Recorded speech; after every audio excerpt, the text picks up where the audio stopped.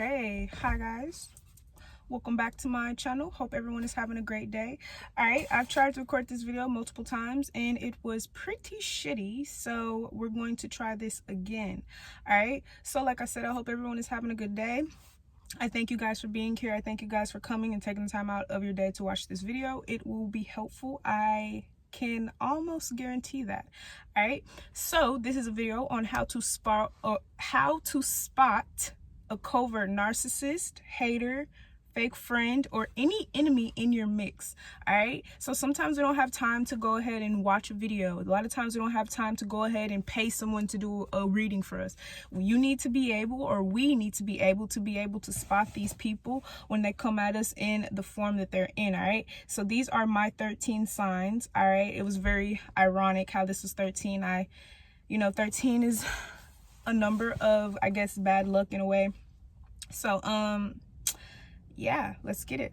So the first sign on how you can detect a covert hater, narcissist, or fake friend here on my phone is their dialect revolves around them, the things they've done, overcome, or were challenged with. Now, okay, so this is the first step. Basically, say for instance, you're having a conversation, we're having a great conversation, you need to be able to contribute to the conversation. Say for instance, we're having a conversation, and every time we have a conversation, you bring up the things that you've done. You basically transfer all the energy of the conversation basically between us and you and the other person, and you basically reflect it or direct it towards yourself. So of course this goes into narcissistic supply, that ego supply. They basically make everything about themselves. You could tell this person, you could call this person, hey, I'm going through a fucking crisis, and they'll say, well, hey, me too. And then you're like, what the fuck, like type energy. Okay, and yeah, so anytime you have a friend, anytime you have anyone around you who makes everything about themselves, or they kind of try to I guess rationalize the conversation to where you guys are always talking about them, where you're always helping them, where the spotlight or the attention is always on them, that is a sign of a hater or a narcissist in covert form. All right, woo. Now, sign 2, they put you down indirectly. Now, we're starting to get into the signs that we can basically prove with our eyes, right? Because anytime someone is, making something about them, or they're basically using everything that you guys are talking about to direct the energy towards them, a lot of times we don't think about it as in like a narcissistic trait or a covert energy vampire, a covert hater narcissist type of energy, just because us being healers, us being empaths or whatever. Okay, and a lot of times I know the people who watch my channel, very loving, very caring. I'm a Pisces, we are very forgiving, so you attract what you are. But I definitely get that, like a lot of times we are guilt tripped and things of that nature, and then we'll think like after the conversation, you're like, well, damn, I called you because I actually needed help, and I turn around and I'm helping you type energy. Okay, and what's crazy is these people, they actually know that, but it's all a tactic to basically keep the energy from circulating back to you. I kind of always envision that 6 of Pentacles type of energy. All right, now number 2, they put you down indirectly. So this is somebody who kind of like downplays anything that you're doing, but they do it very indirect. So this is someone who's maybe they're very suggestive. So say for instance, you bring an idea to a friend and you say, hey, this is a good idea, and they're like, yeah, it's okay, it's not better than so and so's, but it's okay. And you're like, hey, do you think this is good enough for, I don't know, the talent show tomorrow? And they're like, yeah, it's cool, I don't know if you're gonna win with it, but yeah, it's good type energy. All right, number 3, they gaslight you or make. All right, sorry guys, so sorry guys, my tongue is all twisted and shit. So this is definitely kind of like coinciding with number 1 when we talk about basically them directing all the conversation, all the energy to themselves. Whenever you are gaslighted into a confusing type of situation. So say for instance, someone's toxic for you. Say for instance, what you and this person is doing is not good. Or say for instance, it doesn't even have to be that deep. Okay, it could just be like, say for instance, you have a project to do and someone calls you and you're like, hey, like I have this project to do, and they're like, well, you can finish the project tomorrow, and you already know your own characteristics. You're a procrastinator. You know that if you don't do the project today, you're not going to do the project at all. And you're like, and they gaslight you and you're like, okay, fuck it, right? So anytime that basically you have a decision in your head, and that person kind of comes and implements another decision, or they kind of come and kind of deteriorate your, I guess, motives or your mind, that is a sign of a covert hater, narcissist, friend, whatever. Because a lot of times covertness is about indirectly trying to make someone make the wrong decision, or trying to trick someone indirectly, or trying to con someone indirectly. All right, so anytime that you get with someone and they gaslight you, or say for instance you're with someone and you say, hey, you hurt my feelings the other day, and they're like, are you sure your feelings were hurt? I was only doing this for this, or whoop-de-whoop. So a lot of times this will come with people making like excuses and things like that. And then a lot of times, you know, if you're a very forgiving person, or, you know, if you're an empath, a psychic, whatever, you're a healer, you're gonna be like, okay, well, whatever, right? And so a lot of times they'll be able to keep that energy within your auric field, which is basically destroying you, right? All right, so next, number 4, they are deceivers, not inceptors. Now, I can't really go too deep into this subject because I learned that this is actually a very in-depth subject that I probably shouldn't even know about.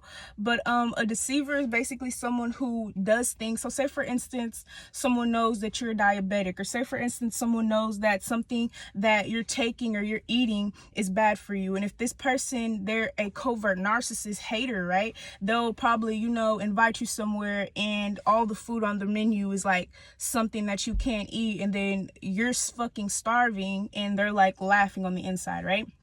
So it's those types of energies. These people are deceivers, or you'll see a lot of deceptive type of energy. So lying, cheating. These people may even, you know, coerce you into lying and cheating and stealing and things that you've never even done. Now, an inceptor is someone who sparks an idea into your head, but it doesn't have to be, what the hell is on my, okay. But an inceptor is someone who basically sparks an idea into your head, okay? But usually the sparking of an idea is usually something that is of a higher concept, because an idea actually comes from a download, and a download actually comes from heaven. So that's how you kind of know if someone's kind of living in lies rather than in the truth, right? That's kind of how you know. So say for instance your friend's always gossiping to you about their other friends, then you know that that person, they probably can't be trusted, they're two-faced, right? Things like that. Okay, so a lot. Number 5, they are secretly jealous, envious, or competing with you. All right, so say for instance you and your friend, you guys are besties of friends, right? And all of a sudden you guys go out and they start acting completely different, or all of a sudden you start noticing how jealous or envious or competitive that this person actually is. This is a clear indication, as we all know, of a covert hater. But when I say like jealousy, envy, a lot of times in covertness, okay, this will be like someone trying to compete with you, or someone kind of trying to one-up you and things like that. So you'll start to notice those types of traits, right? It's almost as if you can never be at peace with these type of people, because like I said, anything of covertness is of the psychological base. So this is Scorpio energy, this is Cancer energy, this is that water energy. So a lot of times it's of emotional manipulation, right? So any time that your emotions, or basically in order for you to be in a spell, okay, or in order for a spell to enact, you have to have that 2 of Cups energy, or you have to be able to have that 6 of Cups, 2 of Cups energy, meaning you have to be able to connect intimately with someone in order for them to basically, can't tell y'all, you know, but yes. All right, so that's a clear indication. Hold on, guys. All right, guys, so the video keeps stopping, but whatever, the show must go on. All right, so number 6, they find ways to make you insecure. So this kind of goes with the other statements about like basically them downplaying your energy, or basically them, anybody doing anything in covertness, or anybody doing something undercover. It signifies someone taking your energy, or energy vampire, right? So a lot of times when you're around people and you guys are constantly being compared, you're constantly feeling like you have to compete, that's not your friend, okay? A real friendship, wherever it is, it doesn't matter, or whatever type of relationships or situationship that you have with this person, partnership, it should be harmonious, right? You shouldn't have to feel like you're going to war every time you spend time with your friend. You shouldn't have to feel like you have to be at your top-notch best pissed every time you go have a fucking slumber party with your best friend. It just shouldn't be like that, right? So whenever you start to feel insecure around these people, or whenever you start to try to question things about yourselves that you always knew. So you always knew that you were gorgeous, you always knew that you were beautiful, but now all of a sudden you're ugly. You always knew that you had a nice body, or you always knew your body type, but now it's wrong. Or you always knew that, you know, things like that. Okay, so things that you always knew, these people, they're insecure, so they'll basically try to flip it and project it on you. Okay, honestly, covertness is honestly a mastery, I must admit. Okay, number 7. We only have like 5 more left. They focus on making you comfortable or uncomfortable. They want to learn you. All right, so this is a red flag to me. Say for instance, your friend, she wants to know all about you, but she never tells you shit about her. She wants to know all your secrets, but she's so secretive with your ass. But as soon as you have something to say, as soon as she got some tea to sip, she's sipping it. But as soon as you ask her about something about herself or himself, they're like, oh no, it's nothing. Or they give you the bare minimum. That's a fucking hater. They're trying to basically use your energy, use what you tell them against you. If it's not today or tomorrow or the next week or the next year, then it's gonna happen sooner or later. All right, why the hell would someone store up information on someone if they weren't gonna use it? Think about that.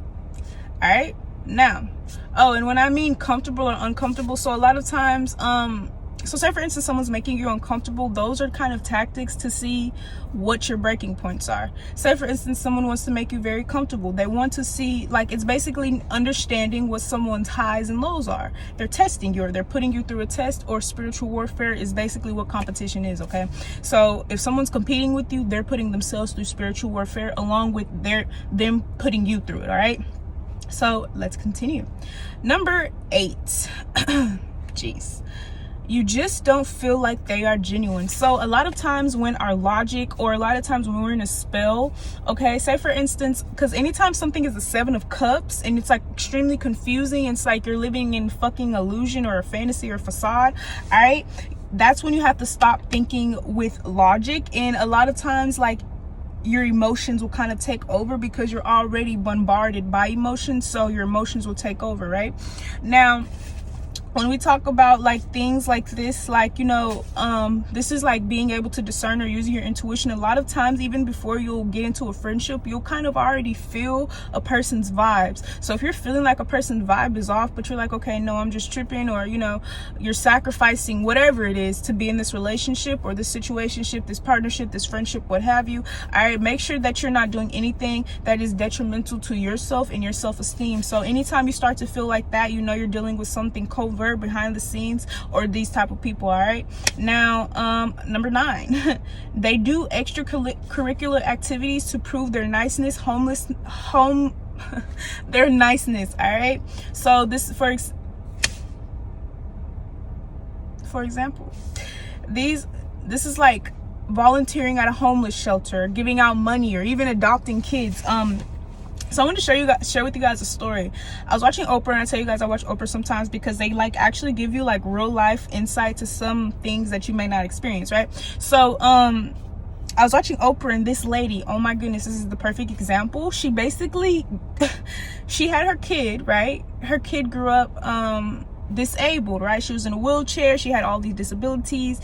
And come to find out, the lady was lying. The mother was lying the whole time, and no one would ever knew if the daughter actually didn't kill the lady. So the daughter had ended up killing the lady because, you know, she went mad, I guess. So basically the lady was like forcing her not to talk, not to walk, since like she was like from the ages of like birth to like 13. Like she was teaching her all of this shit. She was also teaching her, like, she was telling her that she was the age that she really wasn't. So she was doing a lot of things that were very detrimental and traumatic to her child. But in the public eye, or when they were around people People felt like they were like the bestest of friends, or she was really helping her, she was really protecting her, but behind the scenes she was actually making it worse. Because what had happened was, you guys, say for instance, she was actually a doctor before, so she knew a lot of the terms. So basically what she would do is she would go to the doctor, she would say, hey, my child, they have so and so, and they would actually give the medicine or give her medicine, and it would actually make her child sick, right? So a lot of the times when we are around these people and we're crying to them and we're telling them, oh, I'm so sad, a lot of times these are the people who are actually making us sick. All right, so let's get into it.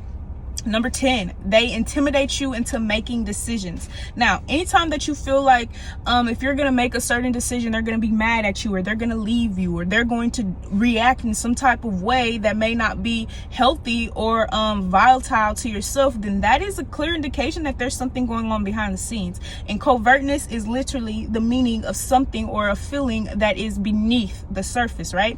So that's how you know something's happening beneath the scene, because you should never be afraid of any living creature on this earthly plane, right?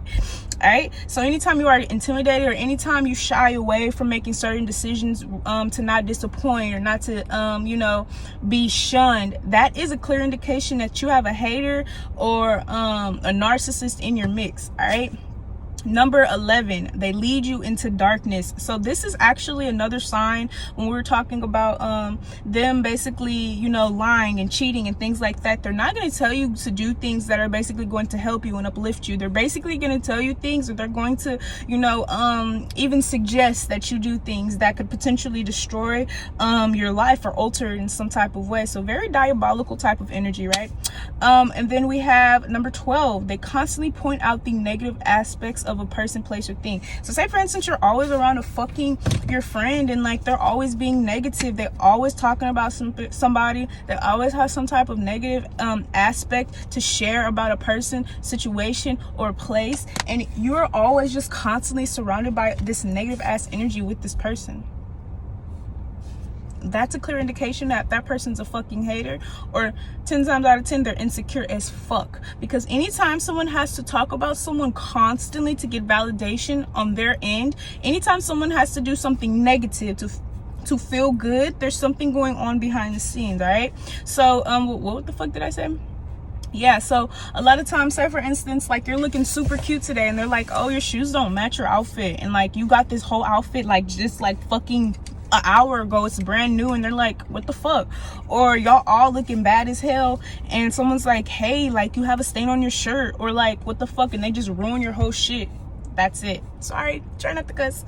And finally, the last question, they cannot think in higher perceptions or even a balanced one. So a lot of times these people will be extremely biased, or these people are going to be extremely fixed. All right, because a lot of times that actually is what breeds these covert type of energies, not being able to shift, or not being able to step outside of the boundaries that you placed within your minds, or of course transgressions that someone may have placed on you. So if you find that your friend is always thinking in one concept, and that's fine, okay, we're not gonna all be able to think about aliens and shooting stars and shit, right? But if you realize that, say for instance, you and your friend get into an argument and y'all stop talking, and y'all come back and you're always having to apologize because this person, they just cannot live outside their ego, that is truly a problem. All right, so these are my 13 signs of how to spot a covert narcissist, hater, fake friend. And you guys feel free to leave down below your